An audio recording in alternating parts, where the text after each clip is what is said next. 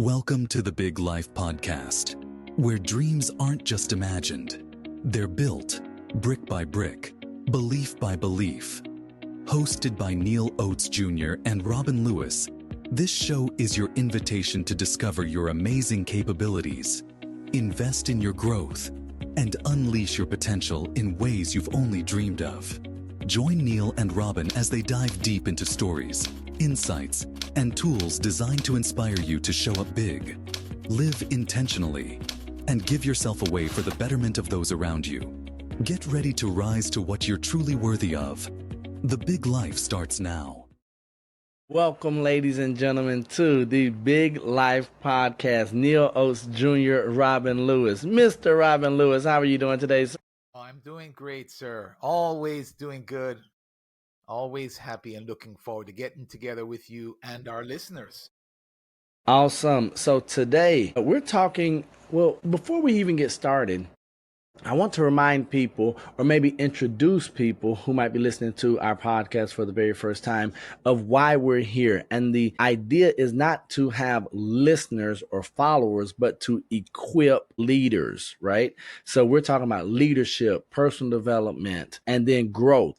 But this idea of equipping leaders, Robin, would you explain why equipping leaders and what it means to equip, or why that's part of our focus before we even go into the topic of our podcast, our episode today?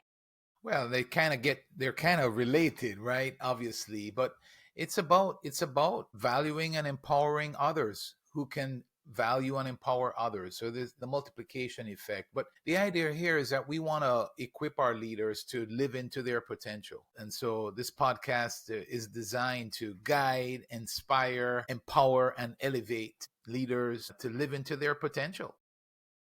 Absolutely. So let's dive in. Today, we're going to be talking about from instruction to multiplication. And then we're going to look at this 5-step equipping model.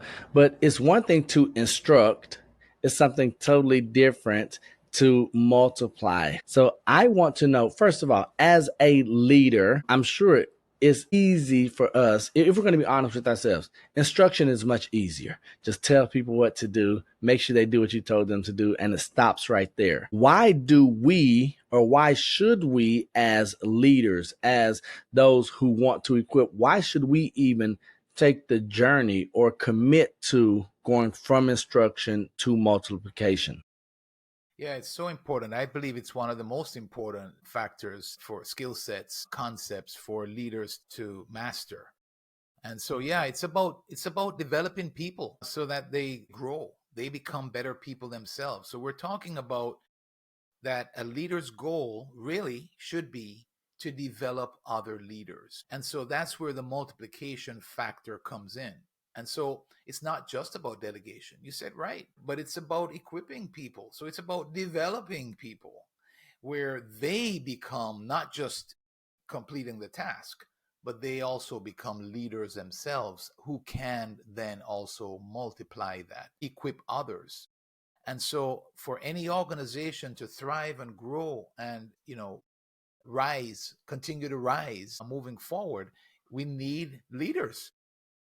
And So, Robin, on that, a couple of things come to my mind. If I'm a leader, if I'm a boss, if I'm an employer, in whatever title you want to call it, I'm sitting here and I hear you and it sounds great. But then maybe I'm thinking, well, if I invest the time, because to go from instruction to multiplication is going to require something of me, correct. right? It's going to require more time, more energy. It's going to require more emotion. And so you're talking about helping and developing individuals so that they can become leaders. But then what if I'm thinking, well, what if they take everything that I have taught them and shared and poured in, and then they leave? Right? Yeah. What if I do this thing here and they don't get it? Now I've wasted time. What would you say to that person? I'll say, I have the T-shirt. I've been there and I've done that, right? It certainly has happened. So that's a real possibility. And when I look back at that, and that indeed has happened to me, and more than once. There's two things that I would say about that. I remember John Maxwell saying this years ago, and it resonated with me.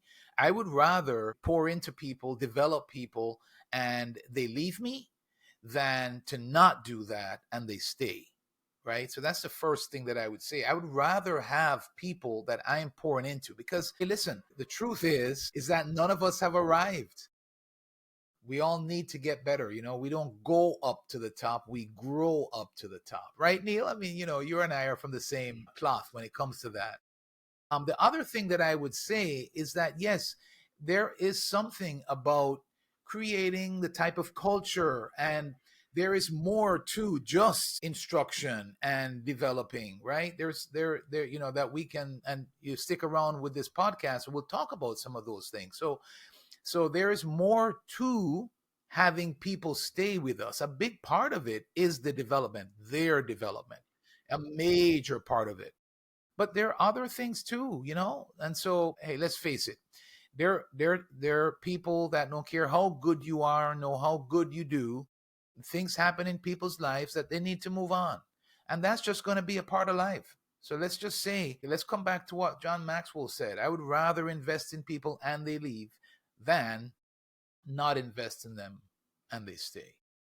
So even as you say that, Robin, it doesn't mean that it's not going to hurt when they leave. Correct. But that pain is going to be less. And so the whole idea of the pain of regret, we would rather feel the pain of them leaving, maybe because we have equipped them and they have more opportunities, as opposed to the pain of, I didn't do everything I could to help that person or to position them for growth. And even we'll talk about this here on this episode. But as we do better for them, we are doing better for ourselves, right? Being able to have leaders around us instead of a room full of followers. And that's going to be good for your organization. It's probably going to be great for your peace of mind, knowing that you have capable people that are surrounding you. And so maybe you don't have to make all of the decisions. Maybe you aren't the only one that knows how to do a task now. And then oftentimes what we see, the more we develop those around us, the better they are at making key decisions and then just informing us of the decisions that have been made. And so I want to go to the first step of this 5-step process when we start talking about equipping. And I was just at a class earlier this week, and one of, or the instructor, the presenter, he said, I would never ask you to do something that I would not, will not, or have not done myself. Right. And so I think that was a perfect example. And so I think of, even before we mention this first step in the equipping model, the tour guide versus the travel agent. And we want tour guides and we want to be tour guides. But step one is I do it. That means that I do this thing that I'm going to then later in the process, but I do it. What does I do it mean to you, Robin? And how does that play a role in equipping others so that we can move from where we are here in instruction to where we want to be in multiplication? Yes, sir. So yeah, it's a major point. First of all, right? First of all, people do what people see, right? You've heard. Wait. Repeat that one more time, Robin. Come on, man. People do what people see. It's like, you've heard the thing. You talk about a parent and a child relationship. Don't do as I do what I say, right? How effective is that really, right? It's not that effective. The reality is that even although we might say it, what ends up happening is that people actually do what they see us doing. And so, leadership is example, right? And that's why the toughest person and the first person to lead is ourselves. And so this plays out in, as we are developing other leaders, as we are equipping others, giving them the ability to do tasks, but as you and I talked about earlier, to become leaders. We're doing it with that in mind. But even if you look at it from just a task standpoint, it all begins with us doing it first. I remember when we were, I started our insurance business, Neal. we're in a room, a small room where we had 4 desks, right? And there were 4 of us in that room. And everything that I did, people were there to see. And everything that they did, I was also there to see. And, you know, that that was my model. It was easy for me to duplicate myself, to Right. help others to know what they should do, how they should do it, how they should say it, what they should say, that type of a thing. But when we expanded beyond that, and it was more than just one small room, the things changed quite a bit. Right. So when I hear the do it, one, that is a challenge to myself. Am I doing the thing, the right way? But then after that, I do it. The second step in this 5 step equipping model is I do it and you are with me. And I think there's a lot in that. And so even today, I think that's a piece that might be missing in this model for a couple of reasons. One, I might not be good at doing this thing, right? And we're talking about us as the leader. I might not be good at doing this thing. Maybe I've never done it because I didn't want to. I think it's beneath me, but I'm telling someone else on my team to. Maybe if I do it and someone is with me, then they're going to realize that I'm not as good as I should be, or I don't have the credibility and the authority to ask them to do it. So one is I do it. 2 is I do it and you're with me. So for me, Robin, I think this is a challenge, right? Because now I'm going to do this thing like in real estate. Is going to be prospecting calls.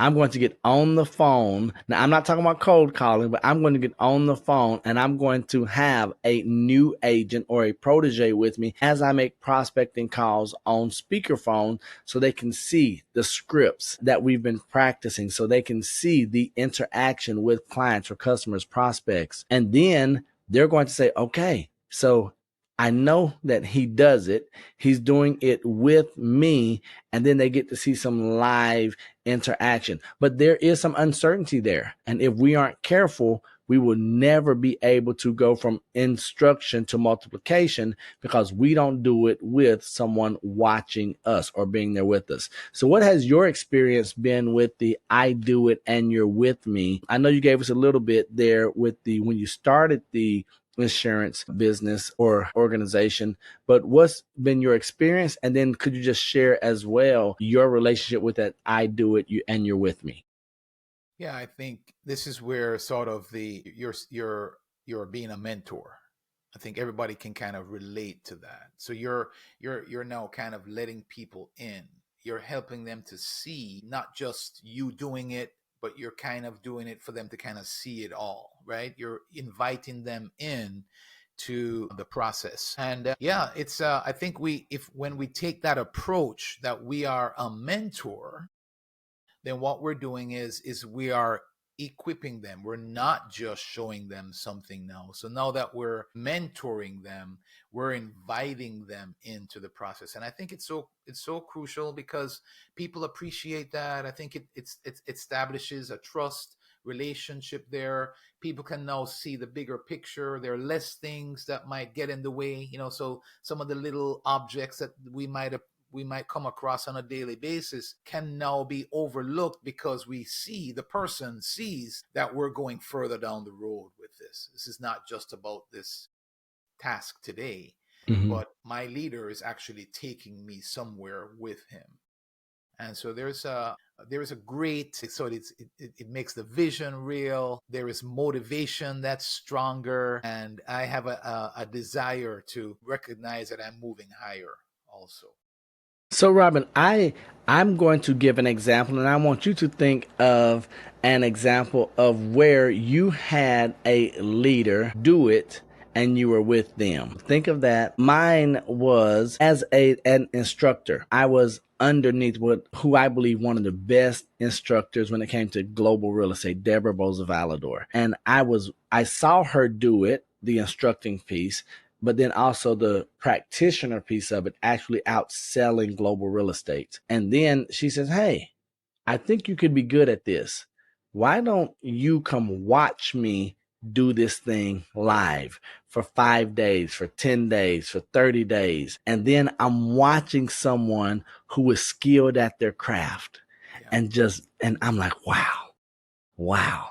Right. And so then I look at where I am today. It's because someone did something, because Deborah did something with me there. So, Robin, I want to know for you, did you have someone or an experience where you had someone do it and you were with them as they did their thing? Yeah, Neil, definitely. I think of so many times, but one that comes to my mind right away is early in my insurance career. I had two people that were mentors to me, literally, and I would go on appointments with them. I would sit in their office and hear how they handled phone calls.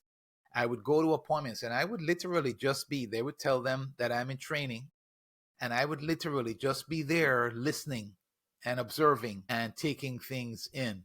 And so in that, I had the benefit of actually not just seeing them, but seeing the client and how the client interacted with them. But they took an interest in me, and so we would drive, as we're driving to an appointment or away from an appointment, we would stop and have lunch or stop and have coffee, or just in the process of driving, they would also be sharing and, taking time to pour into me. And that was very foundational for me. It helped me in my career. It was I'm so grateful that I actually received that type of mentorship. So it wasn't just instruction, it was mentorship. And so for us, right, I don't really want to show my age or my upbringing, but this is where I look at it and I think of mentorship and apprenticeship, right? Where you're sitting there, you're watching someone do their craft, do their thing. And if we're not careful, we can get away from that. We can think that instruction is enough, where they're just telling you to do it, read a book. But sometimes we need to see.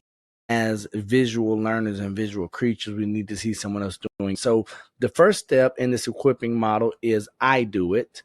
The second step is I do it and you're with me. Now, this is the one, Robin, I believe we really start to see an impact. But I also think this is one that is a challenge for us as leaders. And we'll talk about why in a moment. So I do it, and you're with me. Now, step number 3 is you do it and I'm with you. So this means that now, instead of you watching me, you do it and I'm watching you. Go ahead, Robin. In this equipping process and this model, share why that's such a vital piece of moving from instruction to multiplication.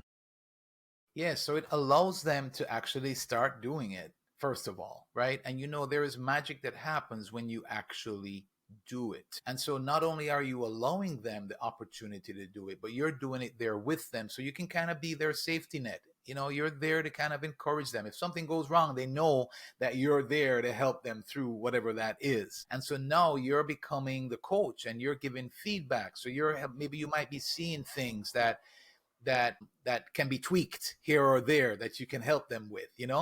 And so you're allowing them to have the experience while you're guiding them and you're giving them feedback as they do it. And there is a great benefit to that. So, Robin, I absolutely love this piece, right? Because I know that I have been blessed enough to have people allow me to do a thing while they're there, and I can have that comfort that you just mentioned. The place or the area where I think this is a challenge for us as leaders, if we aren't careful, we can, instead of becoming a coach, we could find ourselves becoming a critic, right? Sitting there and watching someone, because we have to remember that at some point that was us. At some point, you mentioned that we don't have it all together. Like, all of us are the same in that regard, but we could easily forget when we were the apprentice, when we were the protege or the mentee. And so to our leaders who have done it with someone there, and now they're at the point of letting them do it and watching it, I want to get your viewpoint or maybe some pointers or just your thoughts on how can we as leaders make sure that when they are doing it and we're watching them, that we're keeping our minds and our hearts in the right place so that we don't go from coach to critic, because there's a very fine line in coaching someone and then just beating them up or beating them down and saying that's not the way I would do it, so you're wrong.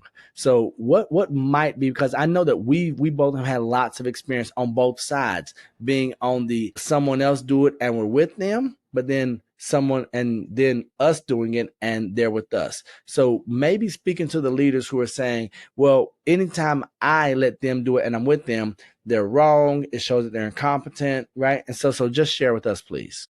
Yeah, it's an important part. And in fact, I think it's one of the things that actually prevent leaders from actually empowering people. It's because they're hesitant to actually have them do it because they don't think they're going to do it well enough and so on, right? So it is actually can become a problem. And then I agree with you now, which is where I think you're asking me to speak into, is that's the art of actually leading now, right? You're coaching now. And so a couple of things that I would say, first of all, remember where you started. You alluded to it. You didn't start up here at the top in We whatever. don't want to remember those times, Robin. We don't want to remember when we stumbled through the presentation or the consultation. That's painful stuff, man. We had to remind ourselves, Edna, sometimes when we were raising at the time a teenager or, maybe even younger than that, we had to remind ourselves that we were there too. Sometimes because you're so far removed, much better now, you quickly forget that you were there too in their stage of life. And so, yes, it's a good point that you make. And so we have to remind, and I think also share if I can share with them, hey, listen, it's funny. I made the same mistake. Oh, let me tell you what I did when I was just learning this. So you're sharing to be real with them also. You're sharing with them that you didn't start here as well, right? So you're relatable with them. And then I think the important part there is that you remember you're calling them up. You're equipping them at this point. This is not a place for criticizing. You're actually just still equipping them, so it's not warranted on this level. Does that make sense, Neal? Do I need to communicate it a little differently? Nope, it makes total sense, sir. Yeah. So you're equipping them. So you're thinking of that long term. You're thinking of the fact that they don't know how to do it yet. And so that's why being critical is not, the way to approach it. You're actually preparing them with your feedback. And so you're helping them to understand why they might consider this is really, something that would help them get to the end result better or quicker or, and then I think along with that, a good general idea or practice is to ask them questions, ask them what they think. And so a lot of times when they can think through it with you, they'll actually arrive at the same place that you would be going anyway. But doing it that way helps them to move forward much better than, just kind of calling them out or something like that. I agree. So we know now this is where I do it, and you're with me. You do it, and I'm with you. Robin, we're moving in the right direction. But now, if we as leaders, especially if we are control freakish type leaders, I've done it and showed you how. You've done it, and I was with you. I have to trust you for step number 4, Robin, and that is you do it. So you were talking about we're equipping them and we're in the process, we're giving them feedback. And so now this is where we have to send them out. We have to release our control. We have to let them go out on their own now. And if we've done it right in the I do it, and you're with me, you do it, and I'm with you. If we've done those first 3, step 4, you do it without me there, should be powerful. So what's the power and the importance of you do it without me there? Yeah, so you're actually giving them ownership now. So this is true empowerment. This is where you're allowing them. And I've interfered with that, Neal, if I can be honest, right? And but yes, what you're wanting to do is you want them to actually take ownership now. I guess our listeners know I'm very influenced by John Maxwell. He actually and his content, his books, his material helped me to grow as a leader, right? I recognized as a leader, a business owner, that I needed help. And this isn't one of those areas, quite frankly. And what you're wanting people to do is to take ownership of it, not just do a task. You want them to take ownership of that. And so one of the things that John said, if they do it 80% as good as what you would have done, that's a win. The only way they're going to get to eventually, what happens when we allow them to take ownership of it is eventually that 8 now becomes beyond what I would have done. They're now doing it much better than how I was going to do it or how I would have done it. And so I think it's very important here. This part is another one of those steps. I think the one before and this one is where as leaders we can get tripped up, where we might be hesitant. And again, it might be because we're fearful of the fact that they might not do it as well as I would have. How many of you as leaders have heard yourself thinking that or saying that to yourself, right? And this is where Neal and I want to suggest to you that at this point, if you've done step 1, 2, and 3 well, so you do it, so you model it, you do it, and they're with you, so you're inviting them into the actual process. And now step number 3 is they do it and you are with them. So now you're sort of introducing them into the point where they're doing it, but you're there to kind of be that safety for them, and you're giving them feedback and you're coaching them and you're helping them to actually do it well. And now you're going to allow them to step out on their own and take ownership of this. It's such a great model, but this is where people might get tripped up sometimes. And if they weren't tripped up on step number 4, we could easily get tripped up on step number 5 if we find our value as leaders in the place of that people need us and that they have to have us and us alone. And that's because step number 5 is now, because remember, we're going from instruction to multiplication. And so step number 5 is you do it and have someone with you, right? And so this is where now they are replacing us. And true leaders want that. True leaders want to be in a place where I need you to want me. I don't need you to need me. Right? I want you to want to be in my presence, but I don't want you to have to, because if that's the case, then I haven't done my job. So now step number 5, Robin, we have gone through the first 4 successfully, because 4 was you do it. No one's with you. But then it restarts the pattern, but not from us right here. It is with the person that we were training or mentoring or coaching, because now they're going to do it and they're going to take someone with them, and then it starts over. And so first, I want to speak to us as leaders. If you find this part challenging, make sure that we start understanding and identifying that piece. Right? Maybe we are saying, well, if I let someone else do this thing and then they're training someone, coaching someone up on it, then what good am I?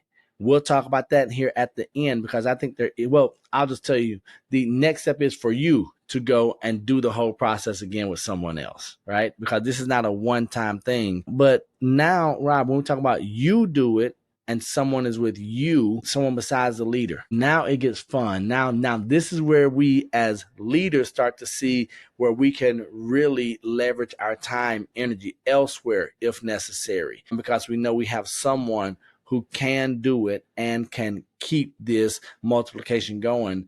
What does this do to an organization? What does this do to an individual? What does this do to an environment when it's not 1 + 1 + 1, but 1 × 1 × 2 × 3? What does that do not only to the economic side, but maybe also to the culture? You talked about culture of the business early on, and then maybe to self-esteem, and then just the overall environment. Could you talk about this part? Because once we get to step number 5, we start to see some pretty amazing things happen at the personal, professional, economic level, organization, all of it. Well, I think you said it. You said it all. It affects all of those things. This is multiplication. So all of those things get multiplied, right? Your culture, your fulfillment, the the what needs to be done, how it needs to be done, all gets multiplied. And so now you have momentum that's going to be on your side, and it's not just you having to do it. And so that's why the law of the lid says that your company, your organization, your team is not going to rise up above the level of your leadership, right?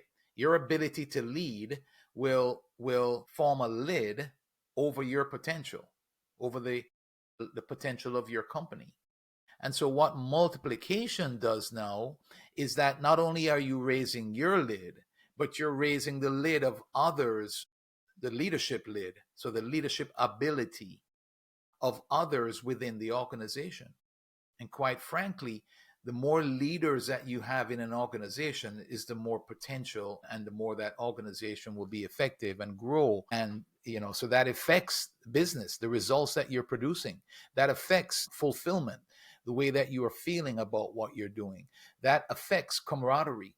There's so much that it affects. Now you're building something that creates momentum that can just keep going. And it's so important. I think we think about sports, Neal, right? That's what people like Michael Jordan became known for, is that it wasn't just about themselves, but Michael Jordan became really good at equipping and helping to develop others around him. And those others continue to develop others. We're talking about the team aspect here, but when he made that shift to being more about that, it made all the difference. I'm thinking of when he was with the Chicago Bulls.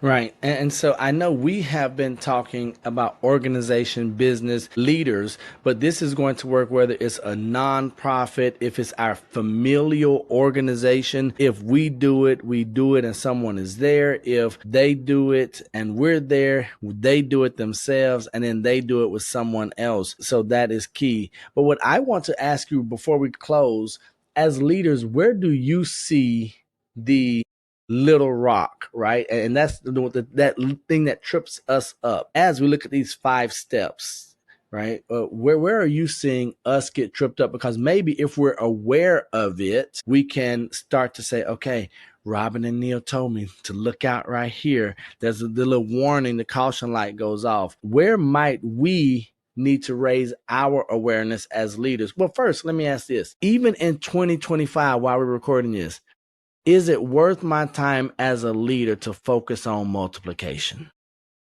Because, Robin, I mean, people, and I know you said that it's worth it earlier, but hearing this and you knowing the economy and administrations and people, the relatively short time frame they spend with organizations, should I still focus on multiplication instead of addition, or just instruction and delegation and having people do tasks? Well, I'll have our listeners answer that for themselves, because to me, there's no question, right? Because there's only so much that you can do. That's the point. But as we equip and develop others around us, then what we can do as an organization becomes so much more. It's going to be much better, and it's going to be so much more than what I could do by myself. So yes, without a doubt, it's that's what we want. That's actually, as we were getting to that multiplication step, it was bringing a smile to my face, because I think that's what we all want. We all want that. And so there's others. I think of people on my teams, and to see them multiplying, right? It's a joy. That's exactly what we want as leaders. And No, go ahead. And then as you continue, go ahead straight into those little things that might trip us up once you finish. That's Go ahead. where I was going. I think step number 3 and step number 4, you do it, I'm with you, and now you do it. So I think that where we get tripped up there as leaders is it's hard for us to let go. Letting go is hard, but it's necessary, and but that's where I think we can get tripped up. And let Neal and I encourage you that the only way that they're going to get better is to actually let them do it. Number 1. Number 2, if they can do it 80% as good as you, that's good enough. And yes, there might be some things that that are real critical to you. You can be careful on those things and really make sure that you feel comfortable that the person is ready for that. But don't get tripped up on that, because sometimes the tendency would be for us that never happens, and we have to be careful of that. All right, so Robin, here's what I'm always thinking. So it's one thing for us to talk about and receive instruction, information, knowledge. It's something else for us to apply it. So we have been here talking about this 5-step equipping model, and it all sounds great, but the real question is, who are we equipping right now? Who do we have going on this journey with us?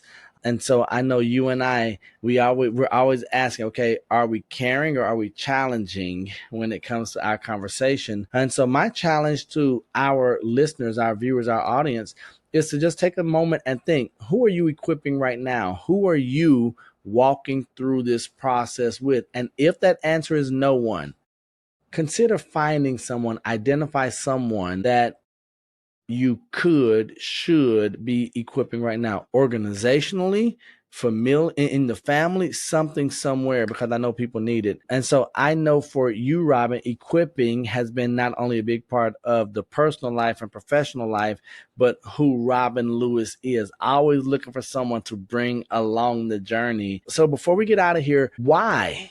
Because I know that it means the world to you. But why should someone who is on the fence, why should they say, okay, I'm going to identify, if I'm not equipping anyone, I'm going to identify someone and we're going to start that journey? Why should they go ahead and make that commitment today?